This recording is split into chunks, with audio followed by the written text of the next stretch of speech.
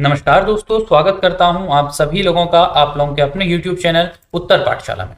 दोस्तों, आज की इस वीडियो में हम बात करने वाले हैं MCQ series for video VPDO, जो इस सीरीज का पार्ट 9 है। इससे पहले 8 पार्ट इस वीडियो के हम लोग कर चुके हैं। अगर आप लोगों ने पिछले पार्ट्स नहीं देखे हैं तो आप लोग इस सेशन के खत्म होने के बाद उन पार्ट्स को भी जरूर देखिएगा, क्योंकि उनमें भी हमने जो आपका 4 और 5 दिसंबर को वीडियो का एग्जाम होना है उनके लिए बहुत ही इंपॉर्टेंट क्वेश्चंस को डिस्कस किया हुआ है, जिसकी प्लेलिस्ट आपको इस वीडियो के डिस्क्रिप्शन में देखने के लिए मिल जाएगी। और अगर आप चैनल को विजिट करेंगे तो आपको वहां भी प्लेलिस्ट देखने के लिए मिल जाएगी, जहां आपको सारे पार्ट्स एक साथ देखने के लिए मिल जाएंगे। तो आप पिछले पार्ट भी इस वीडियो को जरूर देखिएगा। और आज की वीडियो में, जैसा कि आप सभी को पता है, हम आप लोगों के लिए लेके आ रहे हैं जो ये वीडियो 4 और 5 दिसंबर को है, उससे रिलेटेड ये एमसीक्यू सीरीज आप कह लें या टेस्ट सीरीज आप कह लें, वो एक प्रकार की टेस्ट सीरीज का रूप हमने इस एमसीक्यू सीरीज को दिया है, जिसमें आपके history, polity, geography, economics, Uttarakhand, computer और जितने भी आपके करंट अफेयर्स हैं उन सभी से रिलेटेड जो क्वेश्चन है आपके टारगेटेड वीडियो के लिए, वो हम आप लोगों के लिए बना के लेके आ रहे हैं। रेगुलरली रात 8 बजे यूट्यूब पे आपको ये वीडियो मिल रही है। और आपको ये वीडियो जो आपका 3 दिसंबर है, यानी कि 4 दिसंबर से एक दिन पहले रात 8 बजे तक लगातार मिलते रहेगी। तो दोस्तों, सबसे पहले आप सभी लोग इस सेशन को लाइक कर देंगे और शेयर कर देंगे सभी दोस्तों के साथ जिनने भी वीडियो का एग्जाम भरा है और उनका एग्जाम है 4 और 5 दिसंबर को। साथ ही साथ आप सभी लोग जिन्होंने चैनल को सब्सक्राइब नहीं किया है वो चैनल को सब्सक्राइब कर लेंगे और जो बगल पे बेल नोटिफिकेशन है उस पे ऑल को क्लिक कर लेंगे, ताकि जैसे ही रात 8 बजे वीडियो के लिए सीरीज यूट्यूब पे अपलोड हो, आप सभी के पास एक नोटिफिकेशन आ जाए और रेगुलरली आप इस वीडियो को देखते रहें अपने एग्जाम के लिए और अपनी प्रिपरेशन को और ज्यादा मजबूती आप लोग दे पाएं। और दोस्तों, इसकी जो पीडीएफ है आप लोगों को मिलेगी हमारे टेलीग्राम और व्हाट्सएप ग्रुप्स में, जिनके लिंक आपको इस वीडियो के डिस्क्रिप्शन बॉक्स में दिए गए हैं, जिनके माध्यम से आप टेलीग्राम और व्हाट्सएप ग्रुप भी ज्वाइन कर सकते हैं और इस वीडियो की जो पीडीएफ है उसे डाउनलोड कर सकते हैं। तो दोस्तों, आज की एमसीक्यू सीरीज वीडियो को स्टार्ट करते हैं। पार्ट 9 जो है हमारा आज की सीरीज का पहला क्वेश्चन ये रहा कि कपिल मुनि द्वारा प्रतिपादित दार्शनिक प्रणाली है। ए ऑप्शन है आपका पूर्व मीमांसा, बी ऑप्शन है सांख्य दर्शन, सी ऑप्शन है न्याय दर्शन और डी ऑप्शन है आपका उत्तर मीमांसा।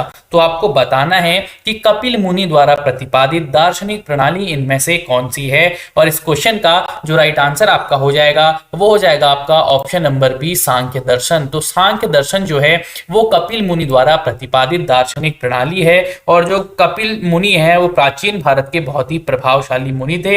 इन्हें सांख्य शास्त्र के प्रवर्तक के रूप में दोस्तों जाना जाता है। यानी कि जो सांख्य शास्त्र होता है वो तत्वों पर निर्धारित ज्ञान होता है और उसके प्रतिपादन के लिए हम कपिल मुनि को जानते हैं। तो सांख्य दर्शन जो है वो प्रणाली जो है उन्होंने क्या करी थी, इजाद करी थी, यानी कि कपिल मुनि सांख्य दर्शन से रिलेटेड हैं।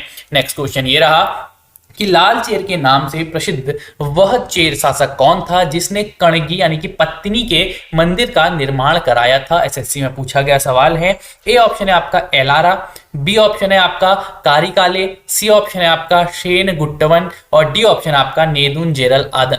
तो आपको बताना है कि इनमें से वो कौन सा लाल चेर के नाम से प्रसिद्ध चेर शासक है जिसने कणगी पत्नी के मंदिर का निर्माण कराया था। और इस क्वेश्चन के लिए राइट आंसर आपका हो जाएगा वो हो जाएगा आपका ऑप्शन नंबर सी, सेन गुट्टवन। तो सेन गुट्टवन जो है वो एक लाल चेर के नाम से वह प्रसिद्ध था और वो चेर शासक था, उसी ने क्या कराया था, कणगी यानी कि पत्नी के मंदिर का निर्माण कराया था। और उसका नाम क्या है उस चेर शासक का, उसका नाम है दोस्तों सेन गुट्टवन। आप लोग इस बात को ध्यान में रखेंगे।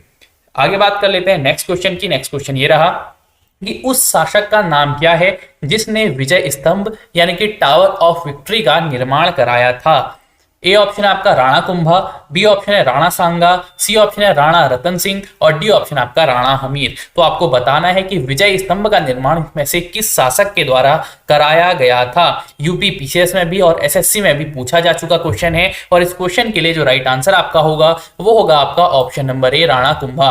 तो राणा कुंभा जो था उसने ही क्या कराया था, विजय स्तंभ का निर्माण कराया था। और ये स्तंभ कहाँ है दोस्तों, ये है राजस्थान के चित्तौड़गढ़ में। तो राजस्थान के चित्तौड़गढ़ में जो विजय स्तंभ है उसका निर्माण जो है वो आपके राणा कुंभा के द्वारा कराया गया था। इस बात को आप लोग ध्यान में रखेंगे। नेक्स्ट क्वेश्चन की बात कर लेते हैं। नेक्स्ट क्वेश्चन ये रहा कि वांडीवास का युद्ध 1760 में अंग्रेजों का नेतृत्व किसने किया था। यानी कि जो वांडीवास का युद्ध हुआ था उसमें अंग्रेजों का नेतृत्व किसने किया था, आपने बताना है। ए ऑप्शन है सर आयरकूट, बी ऑप्शन है थॉमस स्मिथ, सी ऑप्शन है टॉमस रो और डी ऑप्शन है आपका इनमें से कोई नहीं। तो आपको बताना है कि वॉन्डिवॉस के युद्ध में अंग्रेजों का नेतृत्व किसने किया, और इस क्वेश्चन के लिए जो राइट आंसर आप लोगों का होगा वो होगा आपका option number A, sir Eyre Coote. तो सर आयरकूट जो थे उन्होंने ही क्या किया था, वॉन्डिवॉस का जो युद्ध हुआ था 1760 ईस्वी में, उसमें अंग्रेजों की सेना का नेतृत्व किया था। और वॉन्डिवॉस का युद्ध किन किन के बीच में हुआ था, तो जो एक तरफ क्या थी, अंग्रेजी सेना थी, और दूसरी तरफ कौन थे, दूसरी तरफ थे दोस्तों फ्रांसीसी। और इसमें वॉन्डिवॉस के युद्ध में जो है वो फ्रांसीसी दोस्तों हार गए थे, और वॉन्डिवॉस के युद्ध में अंग्रेज यानी कि सर आयरकूट जिसका प्रतिनिधित्व कर रहे थे ये जीत गए थे। और इसके परिणाम स्वरूप दोस्तों 16 जनवरी 1761 ईस्वी को पांडिचेरी पर अंग्रेजों का क्या हो गया था, अधिकार हो गया था। यानी कि पांडिचेरी पर पहले फ्रांसीसियों का अधिकार था, उसके बाद वॉन्डिवॉस का युद्ध जैसे ही जीता गया उसके बाद जो है अंग्रेजों ने उस पर अधिकार कर लिया। इस बात को भी आप लोग वॉन्डिवॉस के युद्ध के साथ याद में रखेंगे। नेक्स्ट क्वेश्चन ये रहा कि गांधी जी किस गोलमेज सम्मेलन में भाग लेने के लिए लंदन गए थे। ए ऑप्शन है आपका प्रथम गोलमेज सम्मेलन, बी ऑप्शन है द्वितीय गोलमेज सम्मेलन, सी ऑप्शन आपका तृतीय गोलमेज सम्मेलन, या डी है इनमें से कोई नहीं। तो आपको बताना है कि गांधी जी कौन से गोलमेज सम्मेलन में भाग लेने के लिए लंदन गए थे। जो ये गोलमेज सम्मेलन है दोस्तों बहुत ही ज्यादा इंपॉर्टेंट है, तो आप लोग इन गोलमेज सम्मेलन को पढ़ लेंगे, एग्जाम में क्वेश्चन आने की संभावना इससे बन सकती है। तो एक बार सभी लोग देख लेंगे कि कांग्रेस ने कौन से अटेंड किए थे, वो कौन थे जिन्होंने तीनों अटेंड किए थे। इसका आंसर आप लोग कॉमेंट बॉक्स में दे सकते हैं कि वह व्यक्ति कौन थे जिन्होंने तीनों गोलमेज सम्मेलन जो है अटेंड किए थे, कमेंट बॉक्स में आप लोग बताएंगे। और गांधी जी जो गोलमेज सम्मेलन में भाग लेने के लिए लंदन गए थे वो गोलमेज सम्मेलन था दोस्तों आपका द्वितीय गोलमेज सम्मेलन। तो द्वितीय गोलमेज सम्मेलन जो है उसमें भाग लेने के लिए 7 सितंबर 1931 को जो शुरू हुआ था उसमें ही गांधी जी कहाँ गए थे, लंदन गए थे। इस बात को आप लोग ध्यान में रखेंगे। तो और इसी गोलमेज सम्मेलन के बाद यानी कि जब ये गोलमेज सम्मेलन खत्म हुआ उसके बाद जब लंदन से गांधी जी वापस आए तो उन्होंने क्या किया था, सविनय अवज्ञा आंदोलन को पुनः प्रारंभ कर लिया था। इस बात को भी आप लोग ध्यान में रखेंगे। यदि क्वेश्चन आता है कि लंदन से वापस आने के बाद या द्वितीय गोलमेज सम्मेलन से वापस आने के बाद गांधी जी ने किस आंदोलन को प्रारंभ किया, तो आपका आंसर होगा सविनय अवज्ञा आंदोलन। इस बात को भी आप लोग ध्यान में रखेंगे। और तीनों गोलमेज सम्मेलन अटेंड करने वाले जो व्यक्ति थे उनका नाम था दोस्तों बी आर अम्बेडकर। तो बी आर अम्बेडकर ऐसे थे जिन्होंने तीनों गोलमेज सम्मेलन अटेंड किए थे, और गांधी जी यानी कि जो कांग्रेस है उसने सिर्फ और सिर्फ द्वितीय गोलमेज सम्मेलन ही क्या किया था, अटेंड किया था। इस बात को भी आप लोग ध्यान में रखेंगे। नेक्स्ट क्वेश्चन ये रहा कि किसने असहयोग आंदोलन के दौरान विदेशी कपड़ों को जलाया जाना एक निष्ठा बर्बादी बताया था। उत्तराखंड पीएससी 2002 में पूछा जा चुका है। ए ऑप्शन आपका लॉर्ड रेडिंग, बी ऑप्शन है मोहम्मद अली जिन्ना, सी ऑप्शन आपका मोतीलाल नेहरू, और डी ऑप्शन आपका रविंद्रनाथ टैगोर। तो आपने बताना है कि इनमें से किसने जो है असहयोग आंदोलन के दौरान विदेशी कपड़ों का जलाया जाना एक निष्ठा की बर्बादी बताया है। और इस क्वेश्चन का जो एक राइट आंसर होगा वो होगा आपका option number D, Rabindranath Tagore. तो रविंद्रनाथ टैगोर जो हैं इन्होंने ही क्या किया था, विदेशी कपड़ों को जलाना एक निष्ठुर बर्बादी बताया था। और रविंद्रनाथ टैगोर के बारे में आप लोग जानते होंगे, इनकी एक प्रसिद्ध पुस्तक है जिसके लिए इन्हें नोबेल पुरस्कार दिया गया था। उस पुस्तक का नाम है दोस्तों गीतांजलि। और जो ये है रॉलेट एक्ट में जब विरोध चल रहा था तो उसके विरोध में इन्होंने जो अंग्रेजों द्वारा सर की उपाधि न दी गई थी वो वापस कर दी थी। और 13 अप्रैल 1919 को हुए जलियांवाला बाग हत्याकांड के विरोध में नाइटहुड की उपाधि भी इन्होंने क्या कर दी थी, वापस कर दी थी। यानी कि 2 उपाधियां इन्हें मिली थी, सर की और नाइटहुड की। तो रॉलेट एक्ट के विरोध में यानी कि जो 1918 से 19 में चला था उसके विरोध में इन्हें सर की उपाधि वापस करी थी। और 13 अप्रैल 1919 को जलियांवाला बाग हत्याकांड जो हुआ था उसके विरोध में इन्होंने जो इनको नाइटहुड की उपाधि दी गई थी वो इन्हें वापस करी थी। और इन्हें जो एक नोबेल मिला था, इनकी पुस्तक का नाम क्या था, इनकी पुस्तक का नाम था दोस्तों गीतांजलि। और रविंद्रनाथ टैगोर के बारे में आप बाकी चीज भी बहुत अच्छी से जानते होंगे। तो इस क्वेश्चन का राइट आंसर जो होगा वो होगा आपका रविंद्रनाथ टैगोर। नेक्स्ट क्वेश्चन ये रहा कि गुटेनबर्ग असंबद्धता पृथ्वी के किन 2 परतों के बीच में है। एसएससी 2017 में पूछा जा चुका है। ए ऑप्शन आपका क्रस्ट और मेंटल, बी ऑप्शन आपका मेंटल और कोर, सी ऑप्शन है आपका ऊपरी और निचली मेंटल, और डी ऑप्शन आपका आंतरिक और बाहरी कोर। तो आपको बताना है कि जो गुटेनबर्ग असंबद्धता है यानी कि गुटेनबर्ग डिसकंटिन्यूटी है वो पृथ्वी की किन 2 परतों के बीच में है। और इस क्वेश्चन का जो राइट आंसर आपका हो जाएगा वो हो जाएगा आपका ऑप्शन नंबर बी, यानी कि मेंटल और कोर के बीच में आपको देखने के लिए मिलती है गुटेनबर्ग असंबद्धता, यानी कि गुटेनबर्ग डिसकंटिन्यूटी जो है आपकी निचले मेंटल और ऊपरी क्रोट के सीमा क्षेत्र में, यानी कि इन दोनों के बीच में आपको देखने के लिए मिलती है गुटेनबर्ग असंबद्धता। इस बात को आप लोग याद रखेंगे। नेक्स्ट क्वेश्चन ये रहा कि निम्नलिखित में से कौन सी जनजाति नीलगिरी पहाड़ियों से संबंधित है। ए ऑप्शन है मारिया, बी ऑप्शन है असुर, सी ऑप्शन है बगदा और डी ऑप्शन आपका सहरिया। तो आपको बताना है कि इनमें से कौन सी जनजाति जो है वो नीलगिरी पहाड़ियों से संबंधित है, और इस क्वेश्चन के लिए जो राइट आंसर आपका होगा वो होगा आपका ऑप्शन नंबर सी बगदा। तो बगदा जो जनजाति है वो नीलगिरी पहाड़ियों से उनका संबंध है, इस बात को आप लोग ध्यान में रखेंगे। और नीलगिरी पहाड़ियां जो हैं वो भारत के पश्चिमी घाट की एक पर्वतमाला है, और यहाँ की जनजातियों में जो है वो है टोडा, बगदा और कोटा जो है वो प्रमुख है, इस बात को आप लोग ध्यान रखेंगे। नेक्स्ट क्वेश्चन ये रहा कि भारत में सबसे बड़ा बाघ अभ्यारण्य यानी कि टाइगर रिजर्व कौन सा है।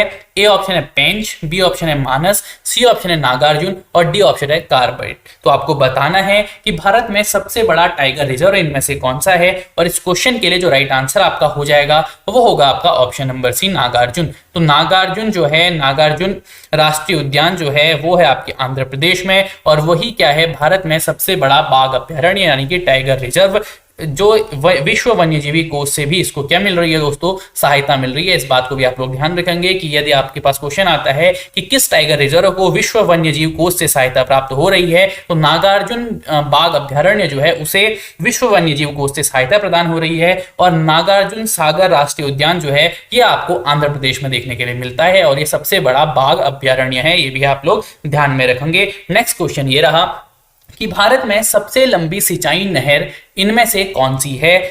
ए ऑप्शन है आपका सरहिंद नहर, बी ऑप्शन है यमुना नहर, सी ऑप्शन है इंदिरा गांधी नहर और डी ऑप्शन आपका पूर्वी कोसी नहर। तो आपको बताना है कि भारत में सबसे लंबी जो नहर है वो इनमें से कौन सी है। तो इस क्वेश्चन के लिए जो राइट आंसर आपका हो जाएगा वो हो जाएगा आपका option number C Indira Gandhi नहर। आप लोग इस क्वेश्चन को मार्क कर लेंगे, इससे जो ये नहर है इससे आने के आप लोगों के चांस हैं। तो इंदिरा गांधी नहर जो है वो भारत में सबसे लंबी सिंचाई नहर है, इस बात को आप लोग याद रखेंगे। नेक्स्ट क्वेश्चन ये रहा कि आर्यों ने भारत में किस दर्रे से होकर प्रवेश किया था, और इस क्वेश्चन के जो ऑप्शन है वो है खैबर, बोलन, काराकोरम या शिपकी। तो आपको बताना है कि आर्यों ने भारत में किस दर्रे से होकर प्रवेश किया था, और इस क्वेश्चन के लिए जो राइट आंसर आपका होगा वो होगा आपका खैबर। तो खैबर दर्रा जो था उसी से होकर आर्यों ने भारत में क्या किया था, प्रवेश किया था, यानी कि खैबर दर्रे को भारत का प्रवेश द्वार कहा जाता था प्राचीन समय में, और इसी प्रवेश द्वार से अफ्रीकी मानव यानी कि जो आर्य हैं वो भारत में प्रवेश करके सभ्यता के कई सोपानों में यानी कि कई उसमें चढ़ता हुआ था और आज इस स्तर पे पहुंच चुका है। ठीक है, जो ये मार्ग है ये इससे पहुंचकर वो लोग पंजाब में उन्होंने क्या की थी, ऋग्वेद की भी रचना की थी, किन्होंने, आर्यों ने। तो ये बात को आप लोग ध्यान रखेंगे, यानी कि खैबर दर्रा जो है वो भारत का प्रवेश द्वार उस समय कहा जाता था जब आर्य भारत में प्रवेश कर रहे थे, तो आर्यों ने खैबर दर्रे से ही भारत में प्रवेश किया था। नेक्स्ट क्वेश्चन ये रहा कि निम्नलिखित में से कौन सी नदी जो है अमरकंटक के पठार से नहीं निकलती है। ए ऑप्शन है गोदावरी, बी ऑप्शन है नर्मदा, सी ऑप्शन है तवा और डी ऑप्शन है सोन। तो आपको बताना है कि इनमें से कौन सी जो नदी है वो अमरकंटक के पठार से नहीं निकलती है, और आपका जो राइट आंसर हो जाएगा वो हो जाएगा आपका ऑप्शन नंबर ए, यानी कि गोदावरी। तो गोदावरी जो है वो अमरकंटक के पठार से नहीं निकलती है, बाकी नर्मदा, तवा और सोन जो है वो अमरकंटक के पठार से निकलती है। लेकिन जो गोदावरी जो दक्षिण भारत की एक प्रमुख नदी है, ये जो आपको निकलती है ये निकलती है त्रयंबक पहाड़ी से, और इसे दक्षिण गंगा भी कहा जाता है, ये बात भी आप लोग ध्यान में रखेंगे। यानी कि जो गोदावरी है वो त्रयंबक पहाड़ी से निकलती है, अमरकंटक से नहीं निकलती, और गोदावरी को ही क्या कहा जाता है, ये कहा जाता है आपको दक्षिण भारत की गंगा इसे कहा जाता है। लेकिन नर्मदा, तवा और सोन जो है ये अमरकंटक के पठार से निकलती है, ये बात भी आप लोग ध्यान में रखेंगे। नेक्स्ट क्वेश्चन ये रहा कि किस वर्ष गोवा सहित अन्य पुर्तगाली बस्तियों को भारतीय संघ का राज्य क्षेत्र बनाया गया था। ए ऑप्शन है 1960, बी ऑप्शन है 1961, सी ऑप्शन है 1963 और डी ऑप्शन आपका 1965। तो आपको बताना है कि इनमें से किस वर्ष जो है गोवा सहित अन्य पुर्तगाली बस्तियों को भारतीय संघ का राज्य क्षेत्र बनाया गया था। और इस क्वेश्चन के लिए जो राइट आंसर आपका होगा वो होगा आपका ऑप्शन नंबर बी 1961। तो 1961 में गोवा सहित अन्य पुर्तगाली बस्तियों को भारतीय राज्य क्षेत्र बनाया गया था। इस बात को आप लोग ध्यान में रखेंगे। नेक्स्ट क्वेश्चन ये रहा कि भारत के कल्याणकारी राज्य होने का विचार पाया जाता है। उत्तराखंड पुलिस क्लर्क में ये क्वेश्चन पूछा जा चुका है। ए ऑप्शन है आपका संविधान की प्रस्तावना में, बी ऑप्शन है मौलिक अधिकारों में, सी ऑप्शन है नीति निर्देशक तत्वों में और डी ऑप्शन आपका ए और सी दोनों में। तो भारत के कल्याणकारी राज्य होने का विचार इनमें से किसमें पाया जाता है? तो इसके लिए जो राइट आंसर आपका होगा वो होगा ऑप्शन नंबर डी, यानी कि ए और सी दोनों में। यानी कि जो संविधान की हमारी प्रस्तावना होती है और जो हमारे नीति निर्देशक तत्व होते हैं राज्य के, उनमें भारत के कल्याणकारी राज्य होने के विचार को पाया जाता है। लेकिन मौलिक अधिकार में कल्याणकारी राज्य से संबंधित कोई भी विचार नहीं पाया जाता है। इस बात को भी आप लोग ध्यान रखेंगे। नेक्स्ट क्वेश्चन ये रहा, भारतीय संविधान के अनुसार धन संबंधी विधेयक सर्वप्रथम इनमें से किसमें प्रस्तुत किया जाता है? आपने बताना है। ए ऑप्शन आपका राज्यसभा में प्रस्तुत किया जाता है, बी ऑप्शन आपका किसी भी सदन में प्रस्तुत किया जा सकता है, सी ऑप्शन है मंत्रिपरिषद में प्रस्तुत किया जाता है और डी ऑप्शन आपका लोकसभा में प्रस्तुत किया जाता है। ये क्वेश्चन भी उत्तराखंड पुलिस और यूपी पीसीएस दोनों में पूछा जा चुका है। तो धन संबंधी विधेयक सर्वप्रथम इनमें से कहां प्रस्तुत किया जाता है आपको बताना है। और इस क्वेश्चन के लिए जो आपका राइट आंसर आपका होगा वो होगा आपका ऑप्शन नंबर डी, यानी कि धन विधेयक हमेशा याद रखेंगे कि लोकसभा में प्रस्तुत किया जाता है। ठीक है, तो लोकसभा में प्रस्तुत किया जाता है कौन? धन संबंधी विधेयक। सबसे पहले अनुच्छेद 110 के अंतर्गत धन विधेयक की जो है वो परिभाषा दी जाती है और इस धन विधेयक को केवल लोकसभा में ही पेश किया जा सकता है। इस बात को भी आप लोग ध्यान रखेंगे। और लोकसभा से जब ये विधेयक पास हो जाता है तो राज्यसभा में भेजा जाता है और राज्यसभा धन विधेयक को न तो अस्वीकार कर सकती है और न ही उसमें कुछ संशोधन कर सकती है। इस बात को भी आप लोग ध्यान रखेंगे। यानी कि भारतीय संविधान के अनुसार धन संबंधी विधेयक सबसे पहले लोकसभा में प्रस्तुत किया जाएगा। नेक्स्ट क्वेश्चन ये रहा कि बंदी प्रत्यक्षीकरण याचिका के अंतर्गत निम्नलिखित में से किस याचिका को उच्च न्यायालय जारी कर सकता है? ए ऑप्शन है आपका उत्प्रेषण, बी ऑप्शन है परमादेश, सी ऑप्शन है आपका अधिकार प्रच्छा और डी ऑप्शन आपका उपयुक्त सभी।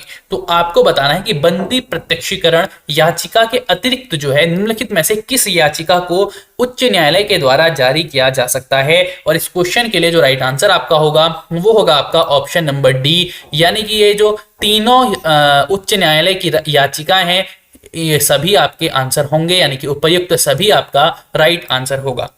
तो अनुच्छेद 32 और अनुच्छेद 226 के तहत क्या है कि भारतीय संविधान के तीसरे भाग में जो मौलिक अधिकार को लागू करने के लिए भारत का जो संविधान है वो उच्चतम न्यायालय और उच्च न्यायालय को एक अधिकार प्रदान करता है।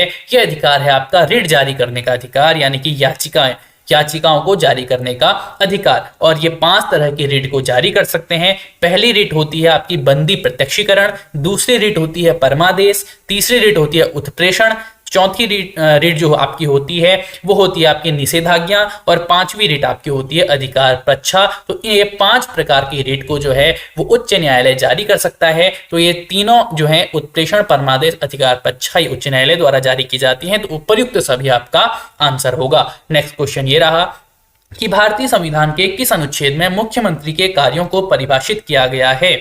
ए ऑप्शन है आपका अनुच्छेद 164, बी ऑप्शन है अनुच्छेद 166, सी ऑप्शन है अनुच्छेद 167 और डी ऑप्शन है आपका अनुच्छेद 163। तो आपको बताना है कि भारतीय संविधान के किस अनुच्छेद में मुख्यमंत्री के कार्यों को परिभाषित किया गया है। और इस क्वेश्चन के लिए जो राइट आंसर आपका होगा वो होगा आपका ऑप्शन नंबर सी, अनुच्छेद 167। तो जो आर्टिकल 167 है भारतीय संविधान का, उसमें जो है मुख्यमंत्री के कार्यों को परिभाषित किया गया है। इस बात को आप लोग ध्यान में रखेंगे। और अगर कुछ अन्य अनुच्छेदों की अगर हम बात करें तो अनुच्छेद 163 में राज्यपाल को सहायता और सलाह देने के लिए मंत्रिपरिषद के बारे में बताया गया है और अनुच्छेद 164 जो है उसमें मंत्रियों के बारे में और अन्य उपबंध और 166 में राज्य सरकार के कार्य संचालन का वर्णन जो है दोस्तों किया गया है। और अनुच्छेद 167 में मुख्यमंत्री के कार्यों को परिभाषित किया गया है। इस बात को ध्यान में रखेंगे। नेक्स्ट क्वेश्चन ये रहा कि सकल राष्ट्रीय उत्पाद माइनस मूल्य ह्रास इज इक्वल्स टू क्या होता है? आपको बताना है। ए ऑप्शन है आपका प्रति व्यक्ति आय, बी ऑप्शन है आपका निबल राष्ट्रीय उत्पाद, सी ऑप्शन है आपका वैयक्तिक आय और डी ऑप्शन है आपका सकल घरेलू उत्पाद। तो आपको बताना है कि सकल राष्ट्रीय उत्पाद माइनस मूल्यह्रास इज इक्वल्स टू इनमें से क्या होता है। एसएससी में पूछा गया क्वेश्चन है और इस क्वेश्चन के लिए जो आपका राइट आंसर होगा वो होगा आपका ऑप्शन नंबर बी, यानी कि निबल राष्ट्रीय उत्पाद। तो निबल राष्ट्रीय उत्पाद यानी कि जो एनएनपी होता है, जिसे शुद्ध राष्ट्रीय उत्पाद भी कहा जाता है, सकल राष्ट्रीय उत्पाद में से अगर मूल्यह्रास को घटाया जाएगा तो हमें एनएनपी यानी कि निबल राष्ट्रीय उत्पाद जो है वो प्राप्त होगा। इस बात को ध्यान में रखेंगे। नेक्स्ट क्वेश्चन ये रहा कि 2000 के भारतीय बैंक नोट पर छपा मंगलयान जो है वो क्या दर्शाता है। ए ऑप्शन है अंतरिक्ष में पहला उद्यम, बी ऑप्शन है भारतीय अंतरिक्ष यान शक्ति, सी ऑप्शन है भारतीय आर्थिक विकास और डी ऑप्शन आपका है भारत का तकनीकी विकास। तो आपको बताना है कि 2000 के भारतीय बैंक का जो नोट है उस पर छपा जो मंगलयान है वो क्या दर्शाता है।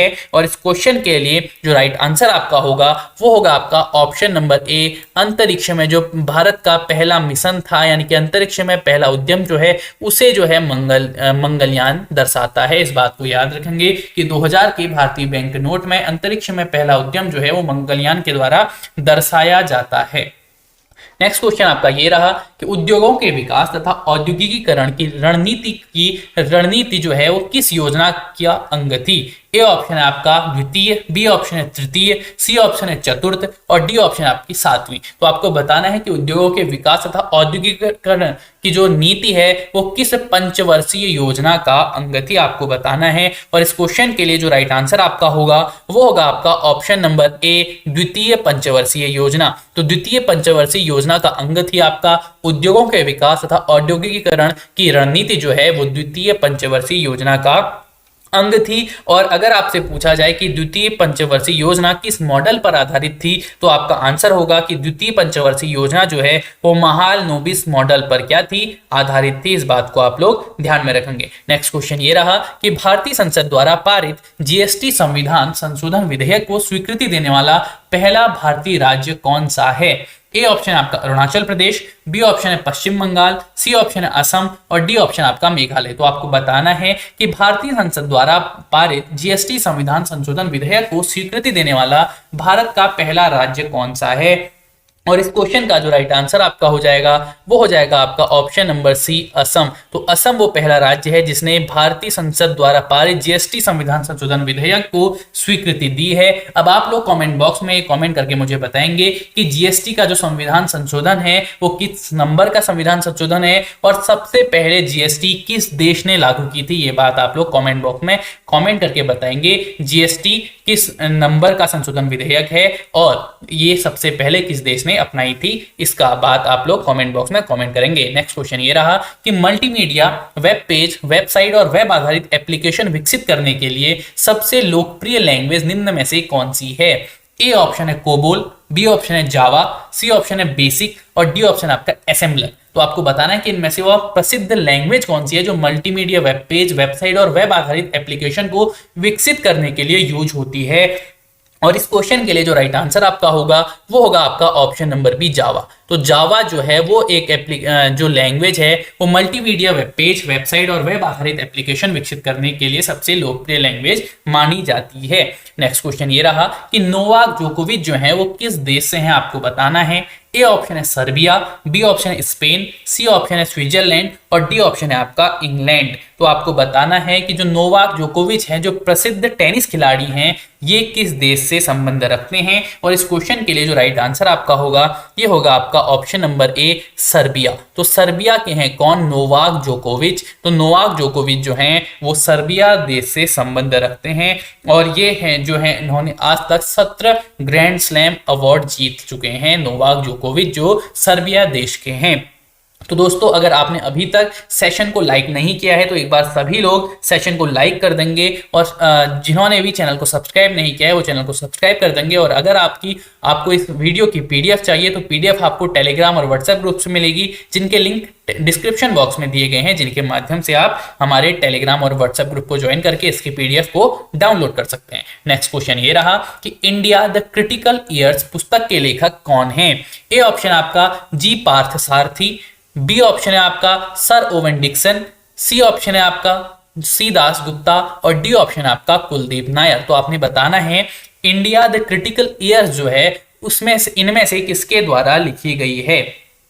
और आपका जो राइट आंसर हो जाएगा वो हो जाएगा आपका option number D Kuldeep Nair. तो कुलदीप नायर जो है उनके द्वारा लिखी गई है आपकी इंडिया द क्रिटिकल ईयर्स जो है पुस्तक, ये आपकी कुलदीप नायर के द्वारा लिखी गई है। इस बात को आप लोग ध्यान में रखेंगे। और कुलदीप नायर जो है वो भारत के बहुत ही प्रसिद्ध लेखक और पत्रकार हैं। इनकी जो पुस्तकें हैं ये एग्जाम्स में लगातार पूछी जाती हैं। तो कुछ पुस्तकों के नाम इनके मैं बता रहा हूं, आप लोग नोट कर लेंगे। एक पुस्तक है इनकी बिटवीन द लाइंस और दूसरी पुस्तक है distant neighbour the tale of the subcontinent और तीसरी पुस्तक है इंडिया आफ्टर नेहरू, बहुत ही प्रसिद्ध पुस्तक।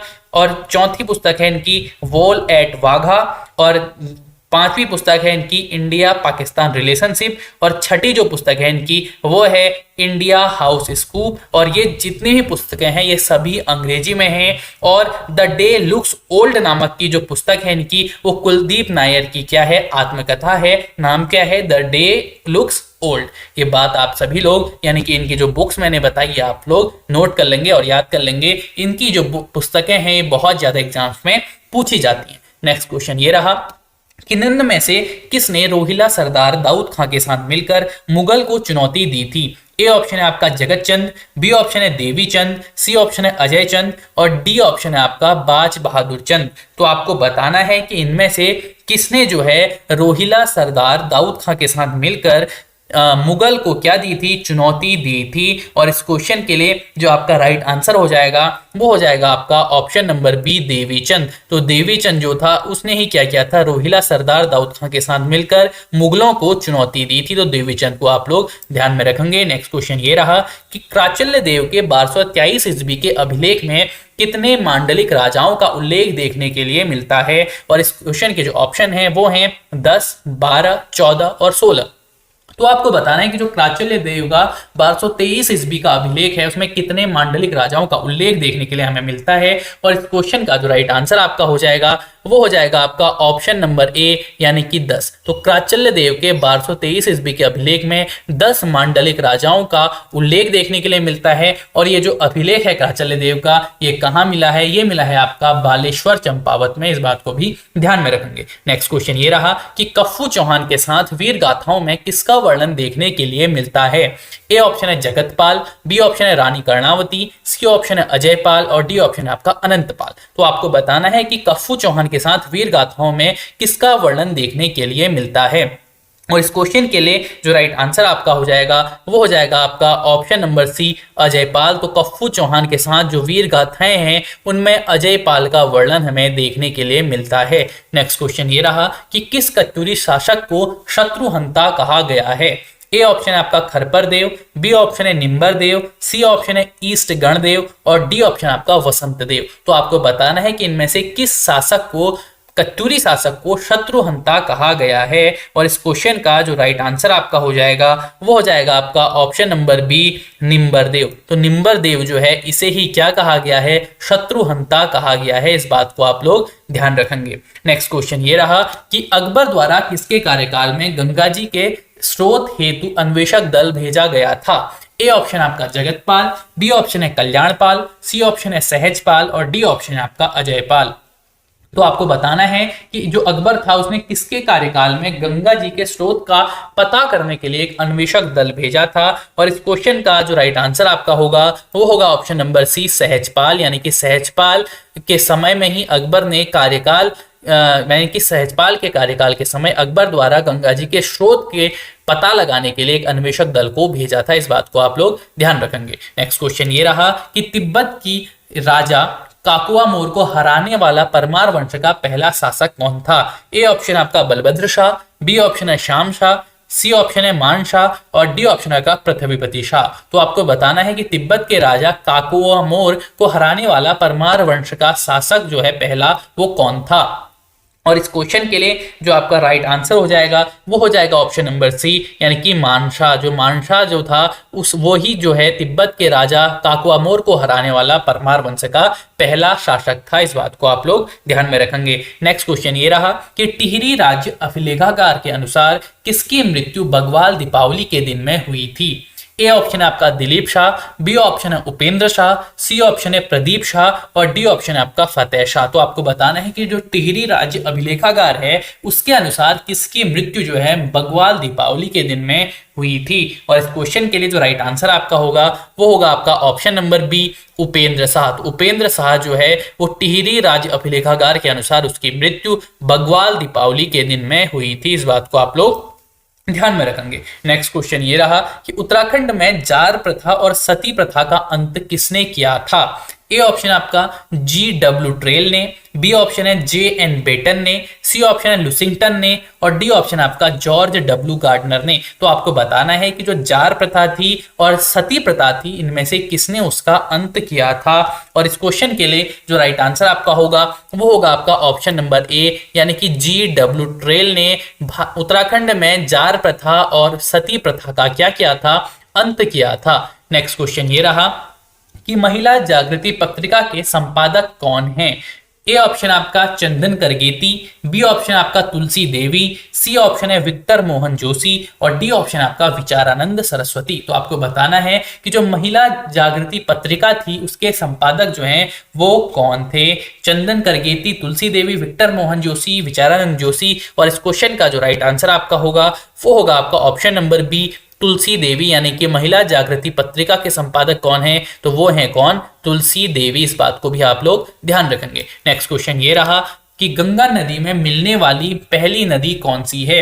ए ऑप्शन आपका चंद्रभागा, बी ऑप्शन है नयार, सी ऑप्शन है जाड़ गंगा और डी ऑप्शन आपका मिलन गंगा। तो आपको बताना है कि जो गंगा नदी है उसमें मिलने वाली पहली नदी कौन सी है। और इस क्वेश्चन का जो राइट आंसर आपका हो जाएगा वो हो जाएगा ऑप्शन नंबर बी हो जाएगा यानी कि नयार नदी जो है जिसे नाद गंगा भी कहा जाता है वो गंगा नदी में मिलने वाली पहली नदी है। और दूसरी नदी जो है वो गंगा नदी में जो मिलती है उसका नाम है चंद्रभागा। और नयार नदी जिसे नाद गंगा कहा जाता है ये पहली नदी है जो गंगा में मिलती है। और ये कहाँ पे मिलती है, ये मिलती है दोस्तों आपके व्यास घाट जो फूल चट्ट में ये देखने के लिए मिलती है। यानी कि गंगा नदी पर नयार नदी यानी कि नाद गंगा नदी व्यास घाट फूल चट्टी में मिलती है। और दूसरी नदी जो गंगा नदी में मिलती है वो मिलती है आपकी चंद्रभागा गंगा नदी में ऋषिकेश में मिलती है। इस बात को भी आप लोग ध्यान में रखेंगे। और आप लोग गंगा नदी तंत्र, यमुना नदी तंत्र, अलकनंदा नदी तंत्र और भागीरथी नदी तंत्र को तो जरूर पढ़ के जाएंगे। इन नदी तंत्र से एक क्वेश्चन बनने की जो संभावना है वो बहुत ज्यादा है। तो इन चार में से एक नदी तंत्र आप मतलब इन चारों को आप लोग जरूर पढ़ के जाएंगे। गंगा नदी तंत्र, यमुना नदी तंत्र, भागीरथी नदी तंत्र और अलकनंदा नदी तंत्र। और इस क्वेश्चन के लिए यानी कि गंगा नदी में मिलने वाली पहली नदी आपकी हो गई नयार यानी कि नाद गंगा जिसे कहा जाता है वो नदी आपकी पहली नदी है जो गंगा नदी में मिलती है। सो दोस्तों ये था हमारा आज का सेशन। आपको इस सेशन कैसा लगा हमें कमेंट बॉक्स में जरूर बताइएगा। आपको आज के जो क्वेश्चन है उनका लेवल कैसा लगा और आपको सेशन से अगर कुछ नई चीजें आपको सीखने के लिए मिली हैं तो आप लोग सेशन को लाइक एंड शेयर जरूर कीजिएगा। अगर आपने चैनल को सब्सक्राइब नहीं किया है तो चैनल को सब्सक्राइब करके बेल आइकन को भी जरूर क्लिक कीजिएगा क्योंकि रात 8 बजे आपको वीडियो के लिए रेगुलरली ये वीडियो देखने के लिए मिलेंगी। तो आप लोग बेल आइकन को और सब्सक्राइब वाले बटन को जरूर क्लिक कीजिएगा ताकि आपके पास जो है नोटिफिकेशन सेंड हो जाए। और दोस्तों इसकी पीडीएफ आपको हमारे टेलीग्राम और व्हाट्सएप ग्रुप में देखने के लिए मिलेगी जिनके लिंक आपको डिस्क्रिप्शन बॉक्स में दिए गए हैं। आप उनके माध्यम से हमारे टेलीग्राम और व्हाट्सएप ग्रुप भी ज्वाइन कर सकते हैं। So thank you for joining us. Thank you till next video.